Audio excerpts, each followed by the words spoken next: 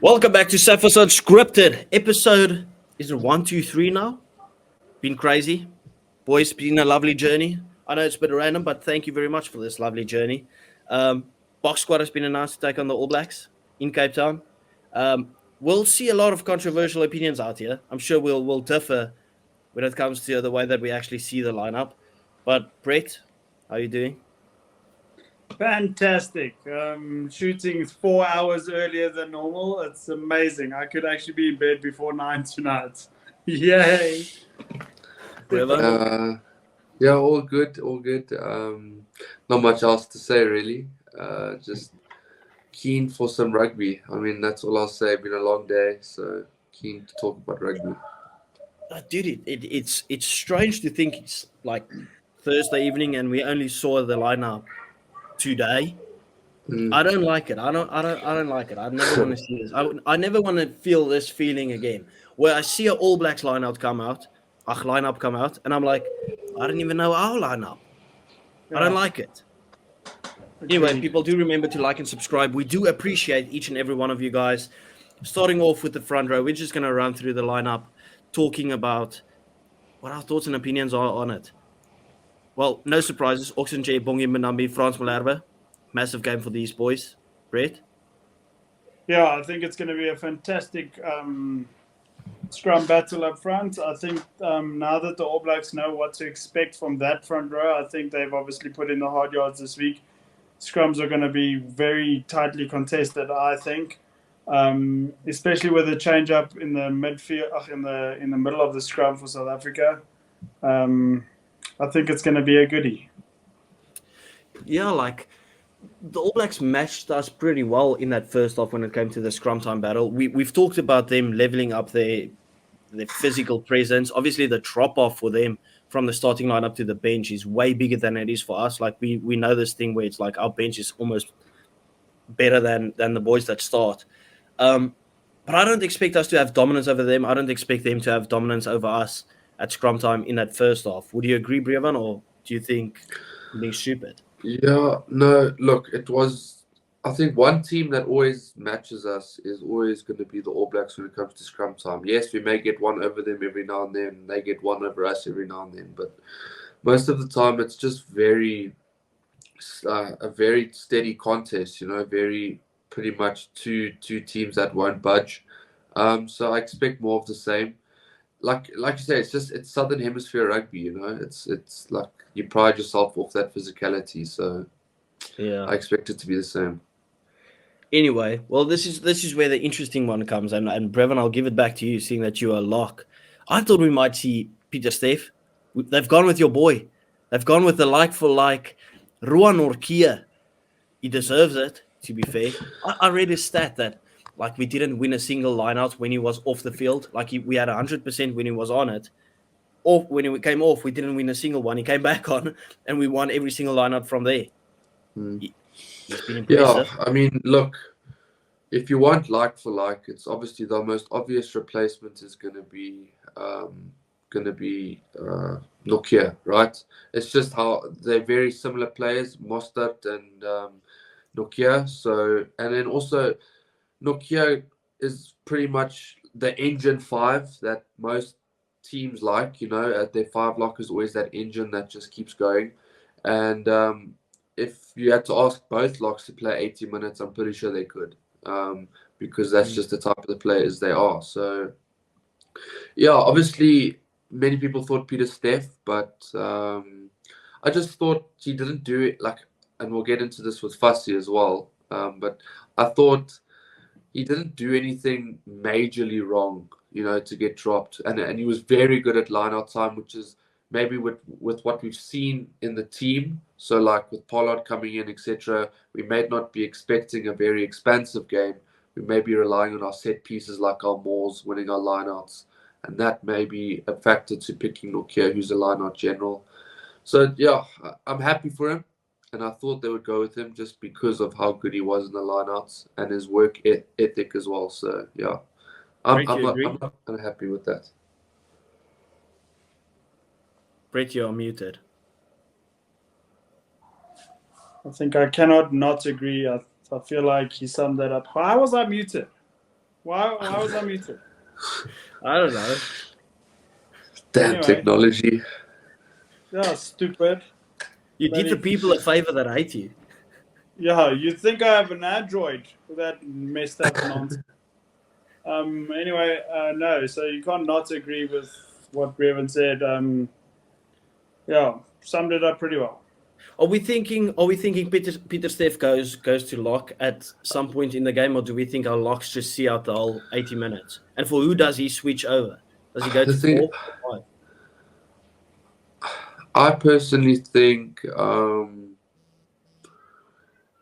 I just feel like it depends who performs and who doesn't perform. You know, like for example, we have on the bench we have Kwacha, we have Ulrich, correct? Yeah. And we have, who else was the other forward? No that's one. 5-3. Oh yeah, it's 5. So basically, I cannot see Sia playing 80 minutes because he still has a fractured nose. So I personally just cannot for the life of me see him play 80 minutes. So that will be Kwacha Smith, obviously. And then Ulrich Lowe probably replaces Jasper Visa or he replaces Rowan Nokia. One of the two, but it's most likely going to be Jasper. So I think we see a full game. I wouldn't be surprised if they replace Evan Etzebeth, because Evan hardly plays 80 minutes, right? Like we usually have a lock replacement there, and then Evan comes on. I feel like Evan really only comes off if it's a 7-1 split. That's when I see Evan come off majority of the time. You know, I don't see him really come unless it's like he's had a bad game or he's a bit injured or something. I've seen him come off with the 6-2, but a 5-3 you're gonna see with no specialist lock on the bench. You're definitely gonna see both of them play 80. I think. Yeah, I think if it's an injury-free game, I think those locks stay all 80 minutes.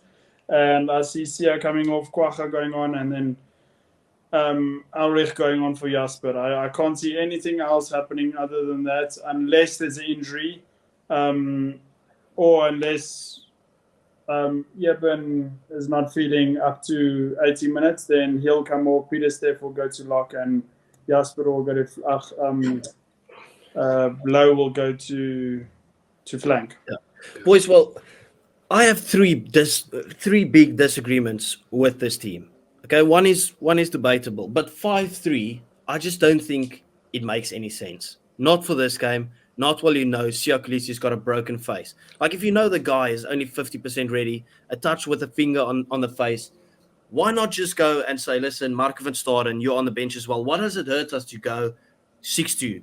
Right? When we know we need the physical dominance over this All Blacks team, there's no reason for us to have a center replacement, for instance, on the bench. Like just have Mark van Staden there or an extra specialist lock replacement.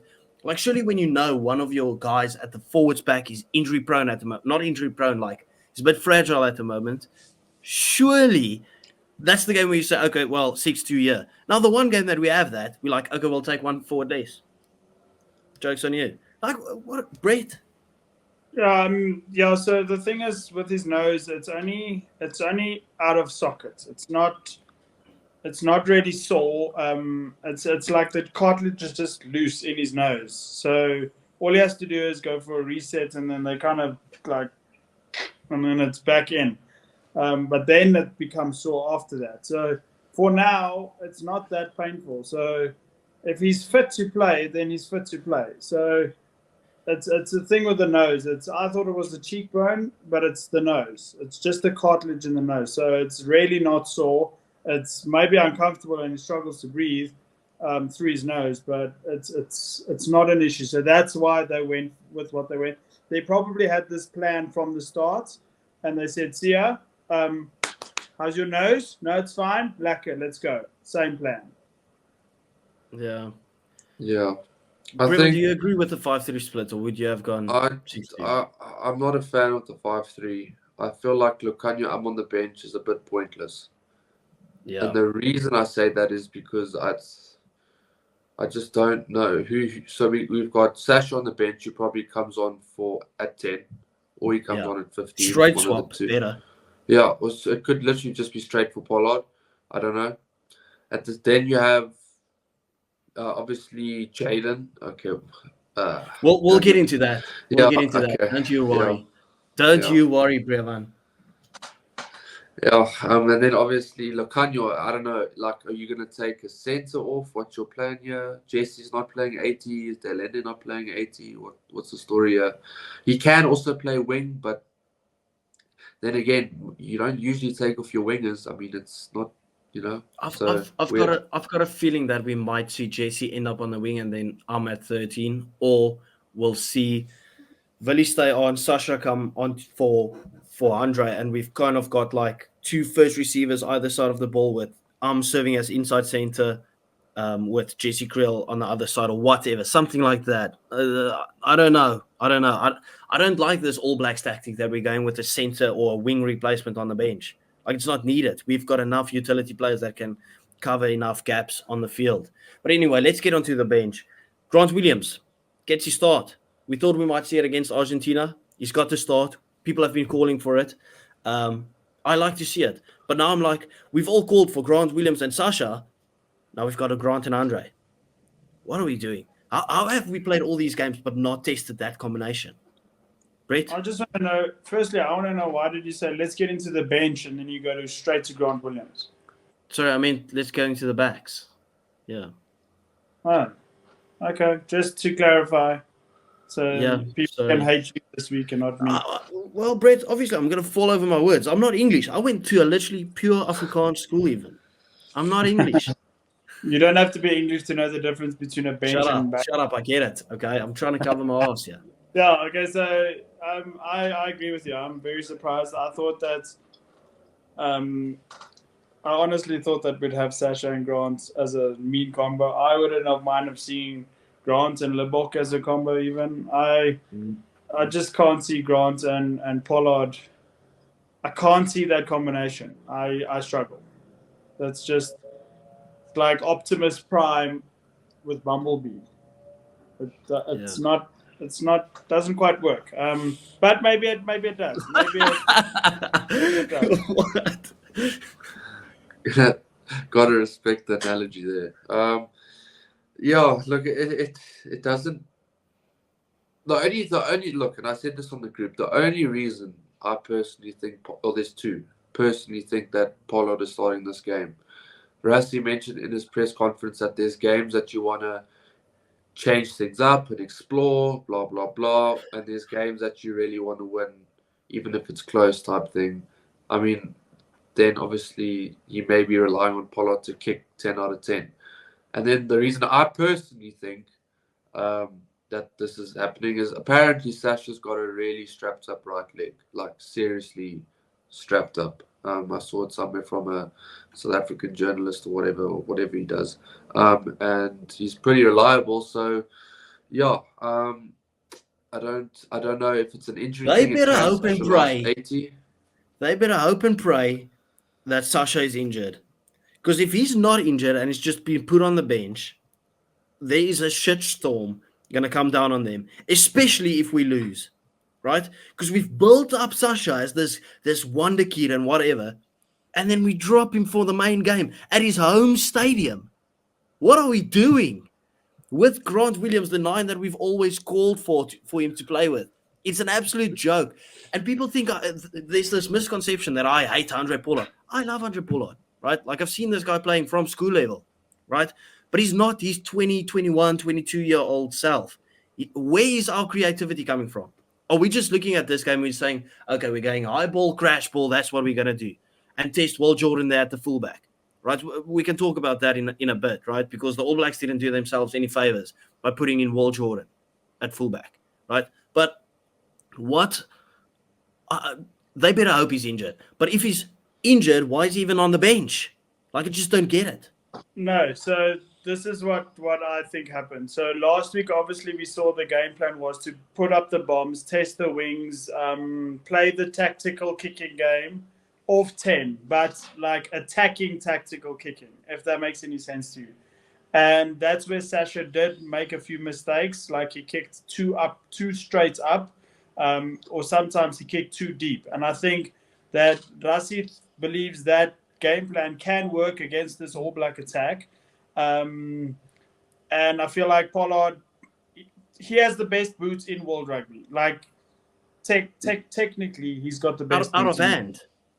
Yes. I think Pollard's Marnie up out and of underside. hand No kicking Marnie. ways. Marnie's kicking out of hand is sensational. Guys, don't even. Just don't even. Marnie Liberal versus France, best out of hand kicking. Oh, boo, On the womp dot. womp. Listen, is Marnie there? Why are we talking about Marnie? Is Marnie in this team? No, but that's the question. Like, if Sasha is injured and he's not playing, why don't you just play Marnie? That fits the system that we've all been Because calling for. Pollard can kick for goal and get them over. Marnie cannot. Yeah, but still, I don't care. Yeah, but what? Stop. Let me shush. I'm busy. Let me just have my seconds here. Sorry. Pollard's tactical kicking, up and under wise, is better than Sasha was. Marnie is not part of the plan. Pollard is. So that's why Pollard has been drafted into this team, to play the exact same game plan that they tried last week but failed at. Rassi's plan is to make sure that we win this game, win the Freedom Cup, and win by quite a margin. This is true. I don't see us winning by quite a margin with Pollard there. If our plan is Why literally not? just to put up the high ball, there's no creativity. How are we going to unlock that defense? By putting up the Okay, high but- ball and hoping for loose ball? Okay. Answer this for me then. What did Sasha do last week that was so creatively inventive? Or what did he do that? I get that, but yeah, but the threat that Sasha has makes them think about something different, right? Like, Pollard gets that ball's going up, right? That's the thing. Pollard's not going to step or create something out of nothing, right? He's not going to do that. Where Sasha carries that threat. Like, you don't know. Listen, is he going to put it up? Is he going to fake it? Is he going to run himself? Is he going to get that ball out wide? Is there a perfect cross kick going to come in? Like, Sasha just carries so much more creative attacking threat than Pollard. Pollard's going to get that ball. We saw it in the games against Ireland. We literally saw it right there. He didn't fit it at all. Pollard is scoring 2 tries this weekend because the All Blacks have the exact same mentality as you, he's not a threat, he's not going to put around, he's just going to pass and kick, and he's going to go, whoop, thank you, straight through like a hot curry, Pollard under the poles. I would love nothing more than Pollard proving me wrong. I love Pollard, but let's not act like he's the same Pollard of a couple of years ago. Like, I'm not having that debate. And you don't think that the fact that the youngster has taken his jersey has motivated him to a whole nother level to make him be that Pollard again? No, it doesn't make him a better player. He never had a lack. He never had a lack of motivation, Brett. Like injuries got into the guy. He doesn't have pace anymore. He's missing tackles. Like, what am I supposed to say? He's just not got that threat that Sasha does. That's why I'm like, Sasha has to play, and Marnie also has crazy threat. Yeah, he can't kick a goal, so I get your point in that. But like, yeah, Brevanka. I think the uproar's a bit too much.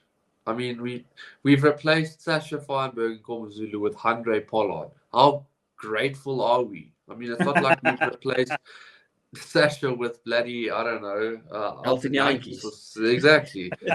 So, like, obviously, yes, people want to. Sasha's 22. We've been reminded he's 22. He's not 21, not 22. I mean, he's not. Yeah, you get what I'm saying. But he's so young and he's got so many more games in him. And if Rassi, and I know you'll come back here casual. I'm sick of this. In Rassi, we trust. We should give our opinion, but like realistically, we should just trust that there's a game plan that's probably more suited to Pollard at this current time than it is to Sasha. So we're probably still going to see a good 30 minutes of Sasha, and he's going to probably tear it up. So I don't think there's anything to worry about. Fine. I don't doubt that there will be a game plan, right? But I don't want to hear a single person moaning about us going for this stupid little high ball game the whole time and just crash balling the whole time. Because that's what people moan about. Like, yeah, we win the game, but we look ugly the whole time, right? Because we have the options now. We've got Tony Brown literally there, right? to pick Marnie Lubbock and Sasha Feinberg. Those are the two creative 10s. And then you have Willie also coming in as first receiver. I don't want to hear any people moan about us having to grind out a victory again, because a couple of episodes ago, we have to put them to the sword 15 to 20 points. You think this team, right, just grinding it out, kicking out penalties, is going to win a 15 to 20 point game? No, thank you. No, thank you. Look at the game that I literally told you guys about at Twickenham. We had creativity. We unlocked that defense. This is the team that played in the final that we could have lost, should have probably lost, against 14 men. I'm sorry. I might be alone on this thing, right? But I'll just stand up as a fan, right? Obviously, I don't know as much as Rassie, right? I love Rassie, but I can criticize this guy. Like, I'm sorry. We all say, listen, we didn't deserve to win that World Cup final. Yet we picked the same team. What are we doing? I will not hear this. Exactly. Go on to the centers. Damien Elender, Jesse Kriel. What are we thinking? As long as Damien carries more to this game, I'm going to be a well, he has to, because Andre's not going to carry. Get over it. I want to see Damien Elender carry hard again, and also add that variation that he has to his game as well. I don't want to just see him like play it off to Sia or play it off to Jesse or whatever. I want to see the Damien Elender that makes him the best 12 in the world, you know?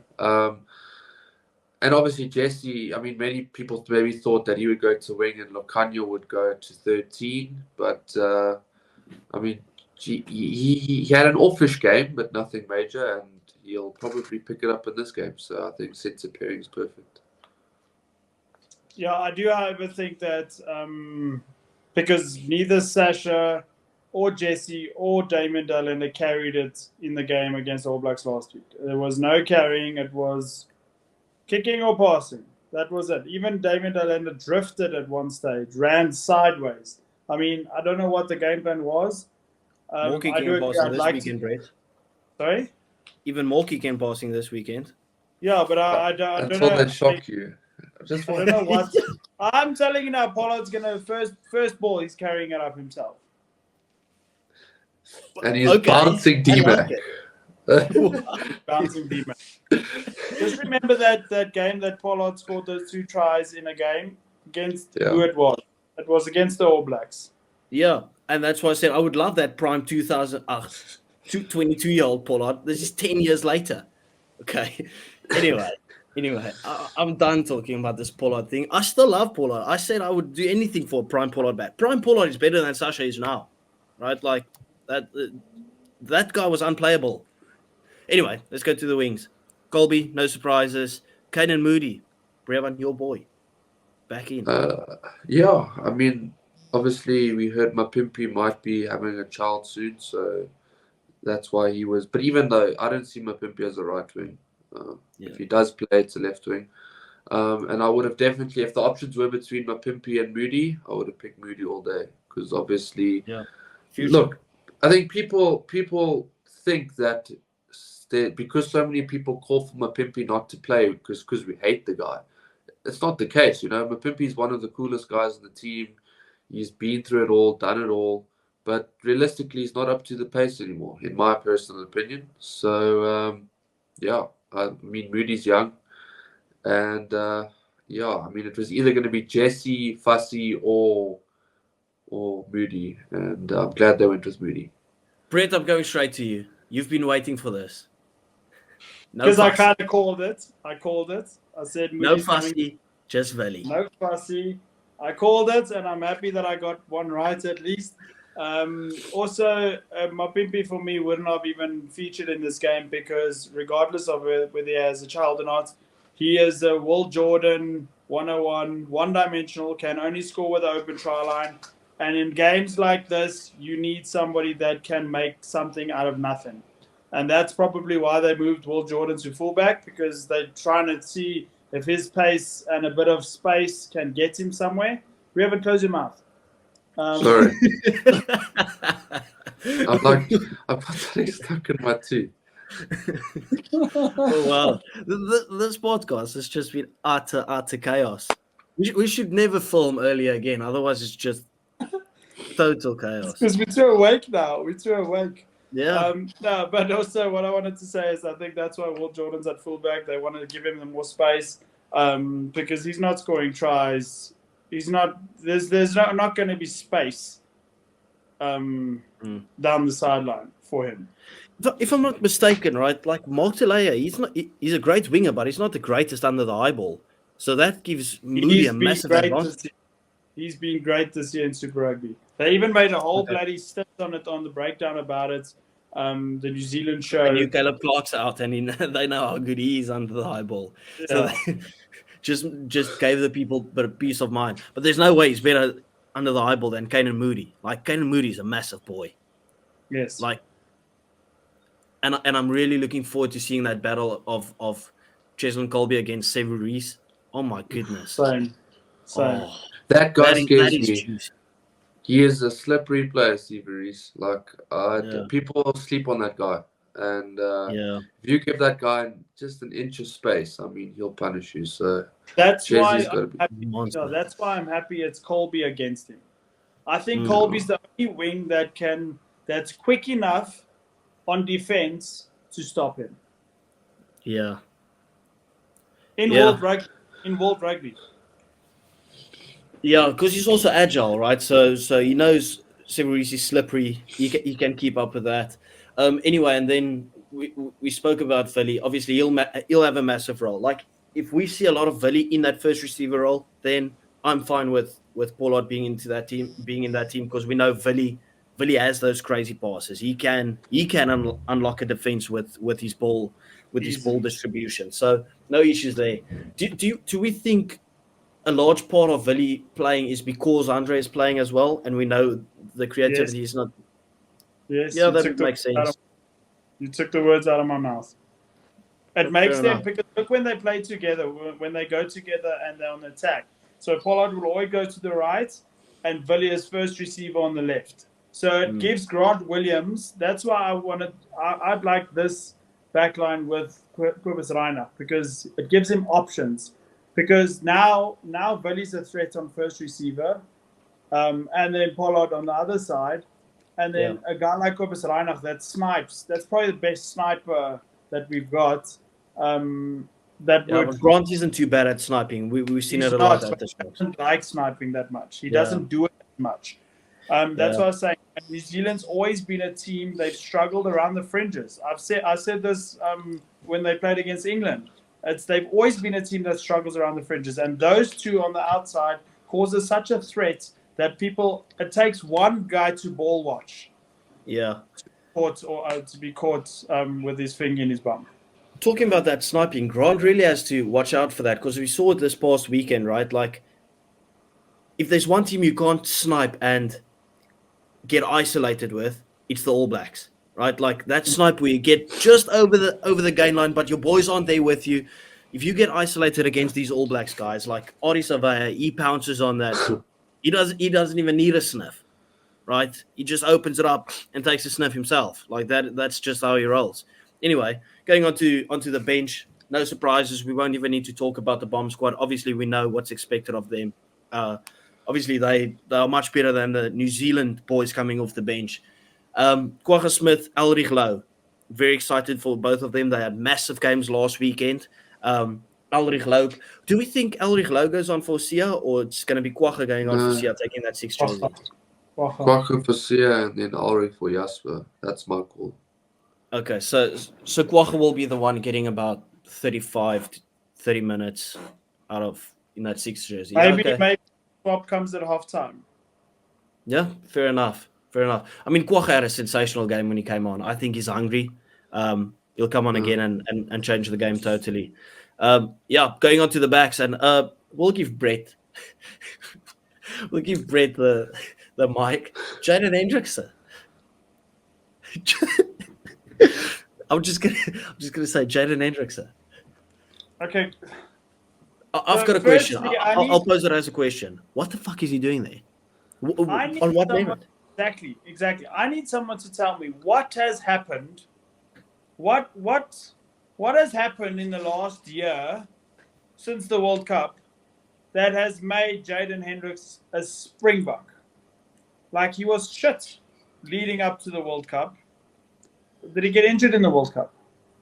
Or No, did he he just get? was. So He wasn't at the World Cup, was he? he was. He He didn't was. play. He No, was. he was. And then he has a horrible season at the Sharks. Horrible, And now horrible, terrible. Yes, that's like shocking. And then all of a sudden he's in the Springbok setup against the bloody All Blacks in Cape Town, who has more bloody All Black supporters than Auckland. And you want to tell me that this is the guy that's gonna take us forward? He's the bloody Earl Rose of scrum offs. Yeah, I fully agree. Like Brevin, I'll give you the floor, right? Because if you look at it, who's had a better season than Jaden Hendrickse, right? I think he might have been the worst 9 in the URC. I think Out of the South African franchise. Emrose Papier had a better. Niku Steyn probably better. Morne van der Berg better. Morne van den Berg just played. Why doesn't he play again? If we are short on 9s now, why isn't Morne van den Berg there? Why isn't Emrose Papier still there? Jaden Hendrickse. Brevin, go. Sorry, I interrupted. No, I'm gonna try to be less harsh because that's just the type of person. Well, I am harsh. I am harsh, but I don't know what he's doing. I'll be real. I don't know what he's doing there. It's just I wouldn't have made that selection.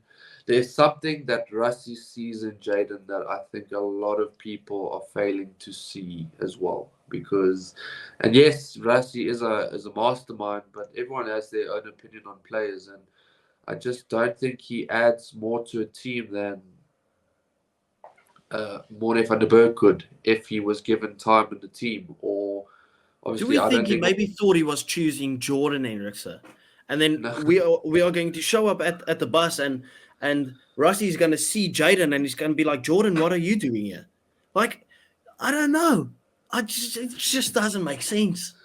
Just doesn't make sense. In 10 years' time, somebody's going to interview Rassie and say, what was your biggest flop of your coaching career? And he's going to say, I selected Hendrickse against the All Blacks in Cape Town. I don't want to see him touch the grass on Saturday. Give Grant 80 minutes. Unfortunately, that's not going to happen. They are definitely going to play. We'll always do it. Without luck, Grant's going to get concussed in the first 15 seconds. No, that is not happening. Then goes onto the wing. Colby, you go 9. There you go. There you go. Sorted. I could handle a Hendrickse with Pollard, if that makes sense. But a Hendrickse with Sasha, that doesn't make sense at all, in my opinion. I don't know. Personally, I see Hendrickse more of a kicking 9 than an attacking 9. I think he kicks a lot more than he attacks. And I think maybe he's selected based on box kicks, because that I can give he's all right at. But yeah, I'm also at the point where I'm like, I don't understand the selection, but that's just me. I wouldn't have done it. And also, like, he's coming off Currie Cup against the Griffins, against the All Blacks in Cape Town. It's a big jump, So, gonna be interesting. Anyway, let's move on. My phone's about to die. We're not about to talk about Sasha. Quickly, Brett, if your phone dies, where does slot into this game? Do you think it's a straight swap, or do we go a bit different with him? I don't think Moody plays the whole game. I think Moody comes off, and either just goes to the wing, or Jesse goes to wing. Yeah, fair enough. Brevin, do you agree? I think that would be the safest choice, because if this is a game that you really want to win, you're going to stick with experience throughout the game. So I think the obvious choice is to take off Moody. And you kind of don't want to lose that defensive work rate of Jesse Creel, like the guys. Yeah. Insane. And if you have on that as well, I mean, if you have those two working together, they're 2 defensive maestros in the midfield, so they'll have something up their sleeve. Anyway, I know we skipped Sasha. Do we think it's straight swap, Andre for Sasha, or does Sasha possibly go onto fullback, inside center maybe? Depends on injuries. I think Sasha's covering 10, 12, and 15. Yeah, he's that utility back. You could either see him come on at 10, Andre goes to 12. You could see that if there's something wrong with Damien. Obviously, straight swap for Billy, but I think Villi's too important to take off, in my opinion, in a game like this, especially when you have Moody, and also you want to close the game off.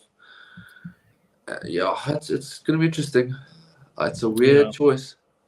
I just want to tell the people that still don't like Willie Leroux, he's playing his 97th test. You don't play 97 tests for the best country in the world, win 2 World Cups, and still considered a shit player. So watch yourself. Yeah, we'll wrap it up. As always, people, this was a bit more exciting one. Some of us got a bit more riled up. Anyway, please do remember to like and subscribe. We do appreciate each and every one of you guys, and we will see you on Monday. Either happy faces or sad faces. One of those things. Let's hope for happy. Bye. If it's him, it'll be drunk faces. Yeah. Might go live on Saturday if you want to see something after the game. Anyway, bye.